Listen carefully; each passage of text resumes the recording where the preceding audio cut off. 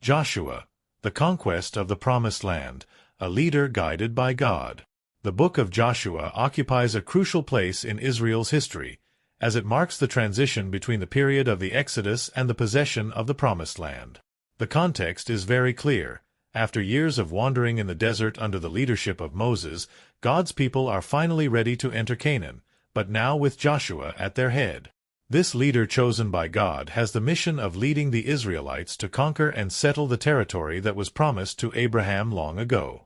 What makes Joshua's story so compelling is the mixture of unwavering faith and human challenges. Unlike Moses, who was often challenged by his own people, Joshua seems to receive greater trust from the new generation of Israelites. This contrast reflects the maturing of the nation and also the centrality of God's role in all of Israel's victories.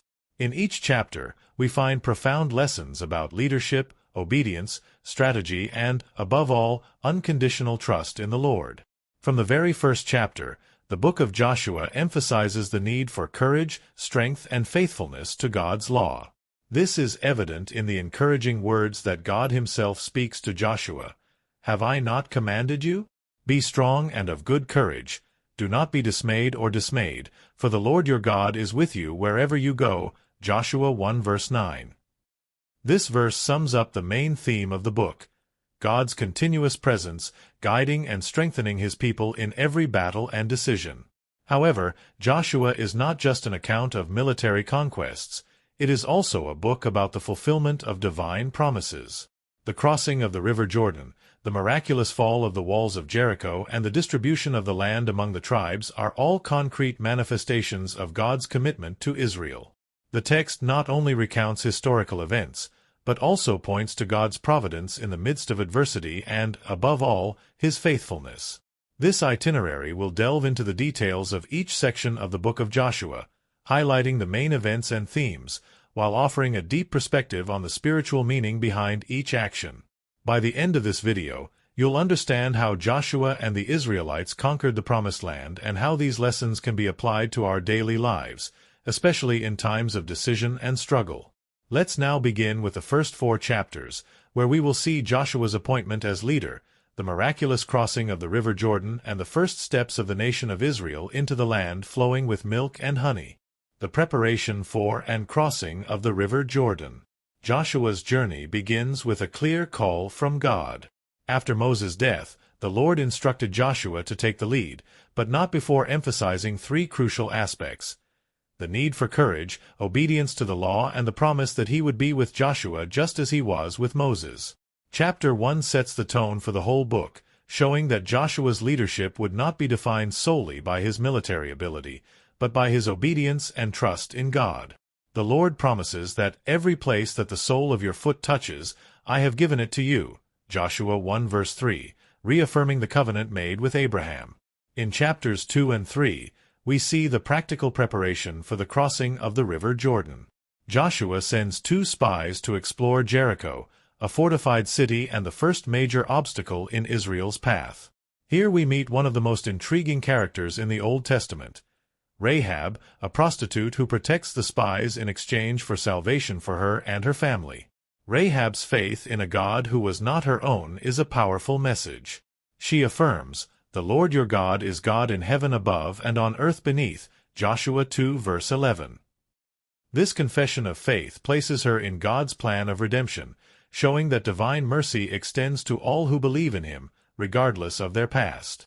With the mission of the spies completed, the people of Israel begin to prepare to cross the Jordan. In chapter 3, we have a scene that echoes the crossing of the Red Sea, an event that symbolizes the transition from the desert to the Promised Land. Under Joshua's leadership, the priests carry the Ark of the Covenant ahead of the people and, as they touch the waters of the Jordan, the river stops flowing, allowing the people to cross on dry feet. This miracle not only reinforced Joshua's authority as a leader, but also confirmed God's continued presence in Israel.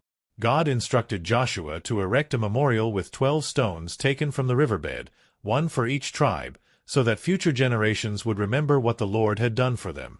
In chapter 4, this memorial is erected in Gilgal, the first place where Israel camped after crossing the Jordan.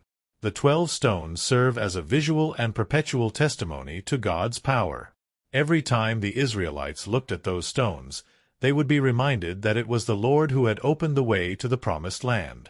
This act completes the crossing and prepares the people for the battles to come.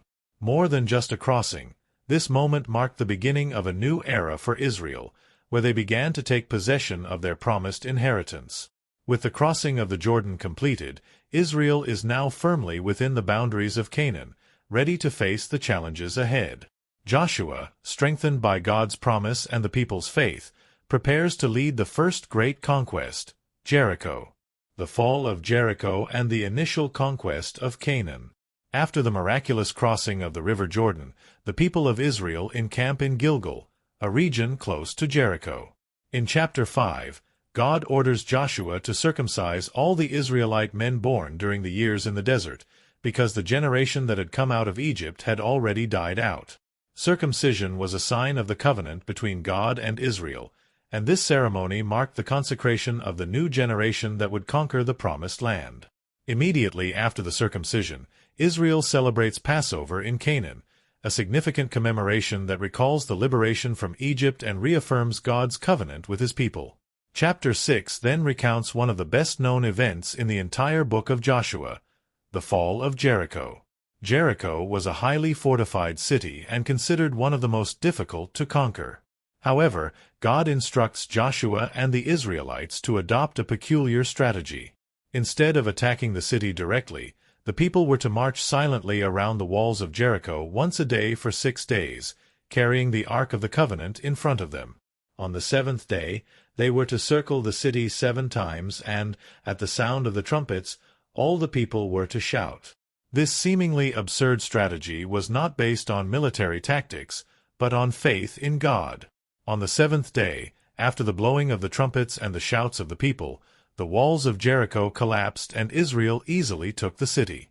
The fall of Jericho is a clear testimony to divine power and the importance of obeying God's instructions, regardless of how unusual they may seem.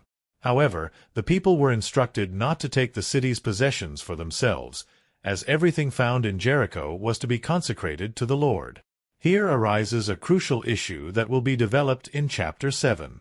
An Israelite named Achan disobeys God's command and keeps some of the city's spoils for himself. This action results in serious consequences for Israel. When the army tries to conquer the small town of Ai, the defeat is humiliating.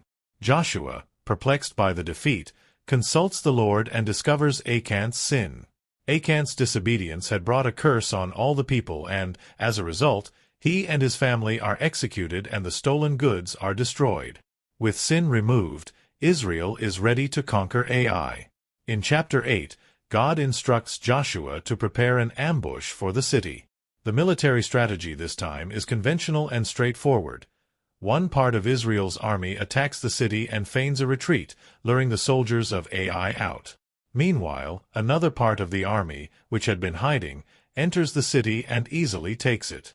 The victory over Ai is a demonstration that when Israel is in covenant with God and follows his instructions, victory is guaranteed. This initial period of conquests, the circumcision at Gilgal, the miraculous fall of Jericho, and the redemption with the victory over Ai, is a clear introduction to the central theme of the book of Joshua. Obedience and trust in God are fundamental to victory. It is not the size of the armies or the strength of the walls that determines the outcome of the battles, but Israel's faithfulness to their God. When they obey, success is inevitable, but when they disobey, even a small town like Ai can become a devastating defeat. The conquest of Jericho and Ai also symbolizes Israel's transition from a nomadic people, dependent on daily miracles such as the manna in the desert, to a settled nation in the Promised Land. After the fall of Jericho, the manna ceases, and the people begin to feed on the fruits of Canaan, signaling the beginning of a new era for Israel. Now, as owners of the land, they must learn to live by God's commandments and trust that He will guide them through the remaining battles. These first victories also teach the Israelites that the struggle for the Promised Land will not be easy or automatic. Every step of the way must be accompanied by faithful obedience and unwavering trust in God. Joshua, as a leader, demonstrates both steadfastness and total dependence on God, serving as a model of spiritual leadership for all the people. At the end of these chapters, Israel finds itself strengthened, both physically and spiritually. They now have a new sense of identity as God's chosen people, a people who, under Joshua's leadership, are able to overthrow fortified cities and defeat powerful enemies, but always by the hand of God. The crossing of the Jordan and the fall of Jericho are already testimony to the fact that the impossible becomes possible when God is at the forefront. With Achan's sin eliminated and the first victories secured, Israel continues its march through Canaan, ready to face the next cities and peoples. But, as we will see in the coming chapters, Israel's obedience would be tested again, as would their faith in God's promise. Quick pause. If you're finding this discussion valuable, you'll love our ebook, Faith and Finances, The Biblical Guide to Wealth. It dives deeper into the principles of faith and finance directly from the Bible, offering practical insights to help you thrive spiritually and financially. Grab your copy today by clicking the link in the description or in the first pinned comment, and start transforming your financial journey with biblical wisdom. The renewed covenant and conquests in Canaan. After the initial victories at Jericho and Ai, the book of Joshua goes on to narrate the continuity of Israel's conquests in the Promised Land and the challenges that arise along the way. In chapters 9 to 12, we see Israel deal with deception, unforeseen alliances, and decisive wars, but we also witness the renewal of the covenant with God, a central theme throughout the book. In chapter 9, the inhabitants of Gibeon, a city in Canaan, learn of Israel's victories over Jericho and Ai and fear the same fate. Knowing that they would not be able to confront Israel militarily, the Gibeonites resort to a cunning strategy. They pretend to be a people from a distant land, which has nothing to do with Canaan, and present themselves to Joshua with worn-out clothes and aged provisions, suggesting that they had traveled for a long time. Fooled by their appearance, Joshua and the Israelite leaders, without consulting the Lord, make an alliance with the Gibeonites, promising to spare their lives. Shortly afterwards, Israel discovered the deception. The Gibeonites were actually their neighbors in Canaan. However, having already sworn an oath, Joshua honors the covenant, but condemns the Gibeonites to be Israel's servants, working as water carriers and woodcutters. This episode serves as a reminder to Israel of the importance of always consulting the Lord before making decisions. The failure to seek divine guidance resulted in an alliance with a people who should have been driven out of the land. In chapter 10, we see the consequences of this alliance. 5 Amorite kings, fearful of Israel's growing power and furious at the alliance between Israel and Gibeon, join forces to attack Gibeon. The Gibeonites cry out to Joshua for help, and he promptly leads Israel's army to defend their new allies. The Lord encourages Joshua not to fear, promising him victory. The result is one of the most impressive battles in the book of Joshua. As Israel advances against the enemy armies, the Lord intervenes supernaturally. First, he throws great hailstones at the enemies, causing more casualties than Israel's own army. Then, seeing that the battle was not yet completely won and the day was coming to an end, Joshua prayed to the Lord and asked for the sun and moon to stand still, prolonging the day. God responds to Joshua's request, and the sun remains still in the sky until Israel has completely defeated their enemies. This extraordinary event is described as a unique day in history, when God listened to a man's request and intervened directly in nature. The victory over the 5 Amorite kings marks the beginning of a series of successful military campaigns in Canaan.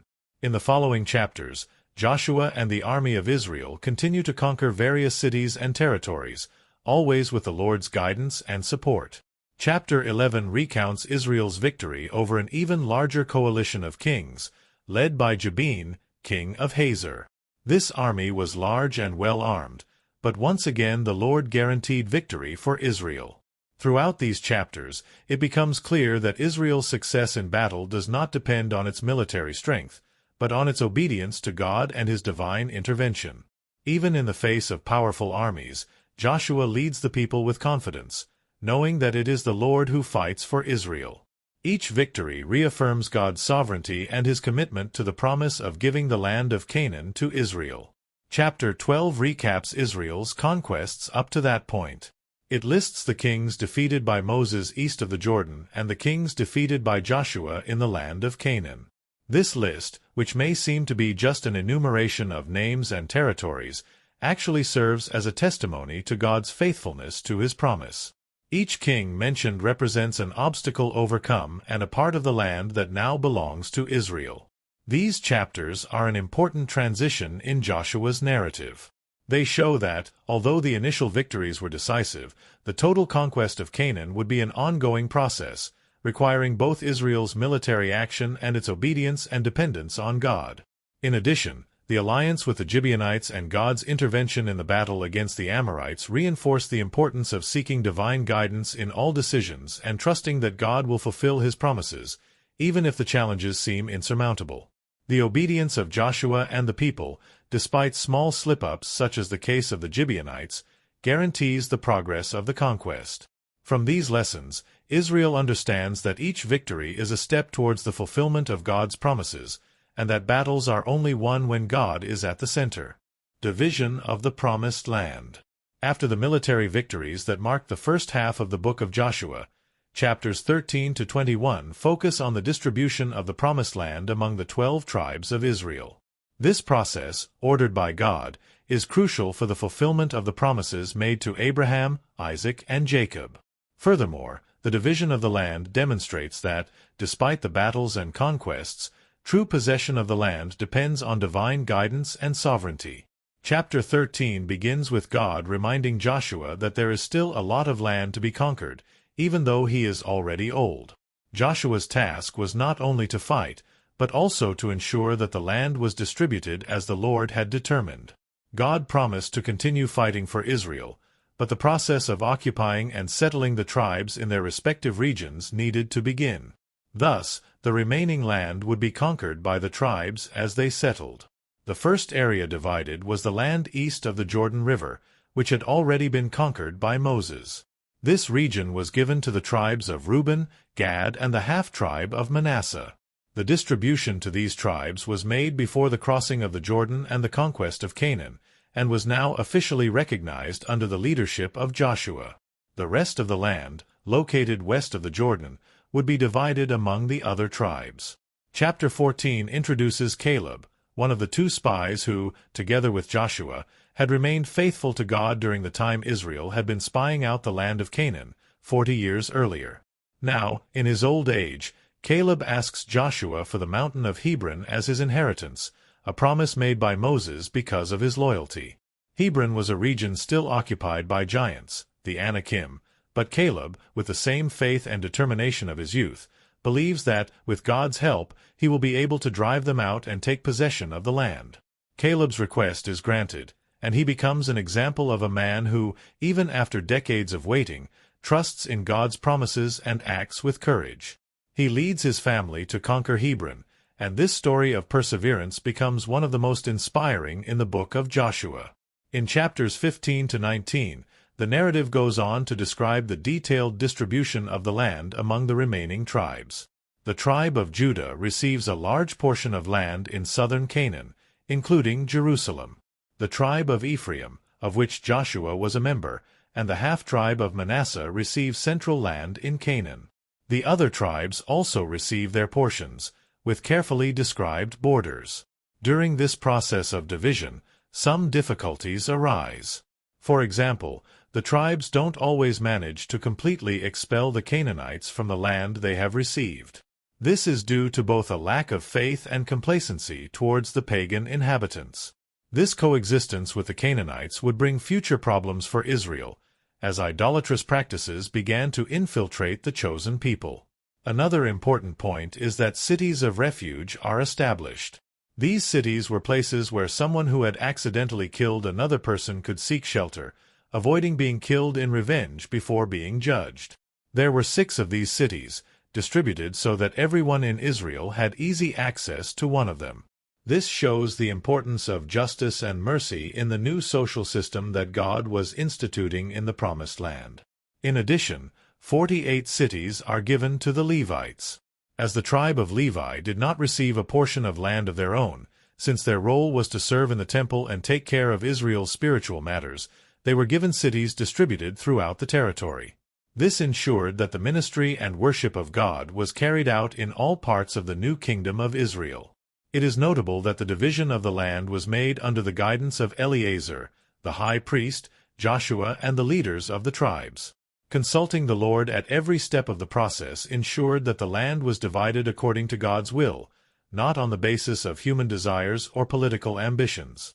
This is a clear example of how God was in control of Israel's destiny, even down to the administrative details. Chapter 21 closes this section by reaffirming that God had fulfilled his promise to give the land to Israel. All the tribes now had their portions, and the people were able to settle in their respective regions. The text emphasizes that the Lord gave Israel rest from all their surrounding enemies, and all the promises made to the patriarchs were fulfilled. Israel now possessed the land, and God's blessings were upon them. However, Israel's rest was not a permanent state. Possession of the land came with the responsibility of following God's commandments and maintaining spiritual and moral purity. Coexistence with the Canaanites, complacency towards their enemies, and a lack of complete obedience would be challenges that Israel would soon face. Even so, at this point in history, there is a sense of fulfillment and celebration of the fulfillment of divine promises. This section highlights Israel's transition from a nomadic and warlike people to a settled nation in God's promised land. God's faithfulness is evident, but Israel's continued obedience will be essential for this blessing to endure. The division of the land is a milestone in Israel's journey and a testimony to God's sovereignty and faithfulness in fulfilling his covenant with his chosen people. Renewed commitment and Joshua's warning. In the final chapters of Joshua, 22-24, the emphasis shifts from the conquest and distribution of the land to the renewal of the covenant with God and the reaffirmation of Israel's commitment to serve the Lord. With most of the battles concluded and the tribes settled in their respective portions of the land, the focus is now on Israel's spiritual unity and the need to remain faithful to the God who granted them victory and possession of the land. Chapter 22 begins with Joshua calling the tribes of Reuben, Gad, and the half-tribe of Manasseh, who had received their land east of the Jordan. Joshua praises them for their faithfulness in helping their brothers conquer the land of Canaan, fulfilling their promise to fight alongside the other tribes until the whole land was under Israel's control. Now that this task has been completed, he releases them to return to their lands on the other side of the Jordan, with a blessing and a warning, that they continue to obey God's commandments and maintain spiritual unity with the rest of Israel. Upon returning to their lands, these tribes build an altar by the Jordan, which quickly causes a stir among the other tribes. They believe that the altar is an act of rebellion against God, breaking the law which stipulated that sacrifices could only be made in the tabernacle. Believing that this altar could cause God's wrath on all of Israel, as in the Peor incident, where the sin of a few brought punishment on the whole nation, Numbers 25, the western tribes prepare to go to war against their brothers east of the Jordan.